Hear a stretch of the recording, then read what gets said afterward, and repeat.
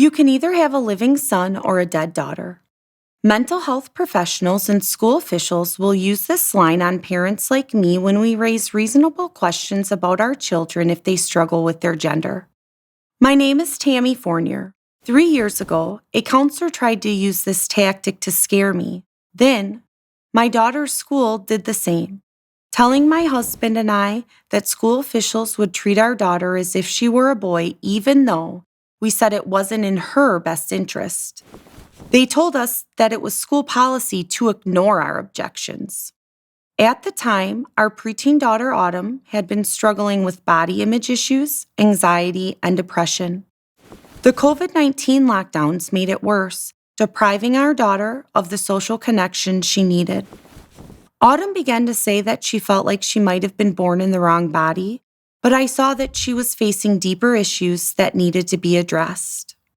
So when Autumn asked to go to a mental health facility, I agreed. I suspected that my daughter's questions about her gender were related to the rest of her mental health struggles, and I expected her doctors would see the same thing and help her. I was wrong.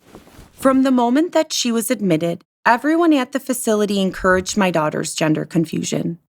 After very little discussion with Autumn or anyone who knew her, the counselors announced, "Your daughter is a boy. If you want to save her life, you'll now refer to her by her preferred name and male pronouns.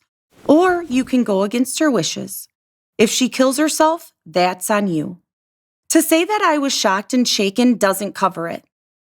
I trusted these professionals to take the time to get to know Autumn and assess her actual needs. When I asked them about her anxiety, depression, or feelings of low self-worth, they said these issues simply hadn't come up. They had no idea who my daughter was or what she was going through, yet they were ready to blindly push her to social transition, a serious intervention where everyone around my daughter, including her family, would be forced to address her as a boy without treating any of her other mental health struggles. I knew I had to do my own research, so I dug in. I learned that 80 to 90% of young children who experience gender dysphoria will ultimately grow comfortable with their biological sex.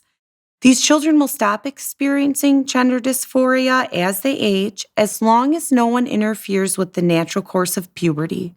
On the other side, children who are socially transitioned are placed on a dangerous path to invasive medical procedures that carry painful and irreversible mental and physical consequences.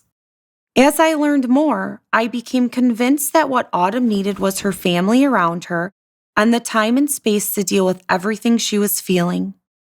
We brought her home and prepared for school to start back in person in January. We hoped that a fresh start would help Autumn move forward, and I wanted to make sure that school officials were ready to support what we believed was best for Autumn, including using her real name and female pronouns. But her school flatly refused. They had every intention of socially transitioning Autumn, pushing her to self-identify as a boy at school over my objection. They told me that they saw themselves as advocates of the child and not of the parent, and that they would ignore my instructions about my daughter. Schools can't give children Tylenol without parental consent, yet ours was ready to cut my husband and I out of the process and make a life-altering and potentially lifelong healthcare decision for our daughter. With the help of the Wisconsin Institute for Law and Liberty and Alliance Defending Freedom, my husband and I sued the school district.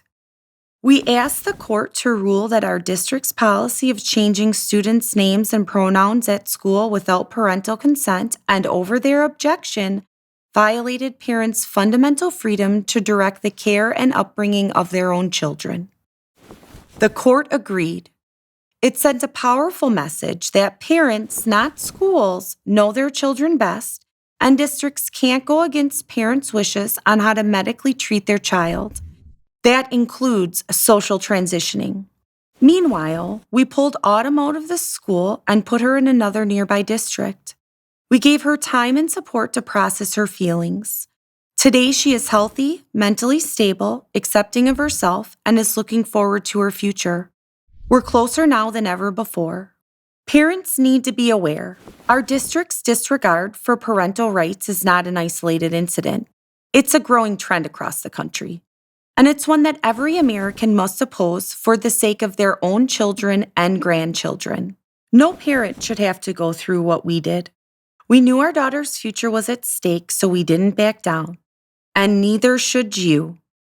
For more stories like this, visit adflegal.org/Freedom Matters. Before you go, click like on this video and subscribe to this channel so you never miss an episode.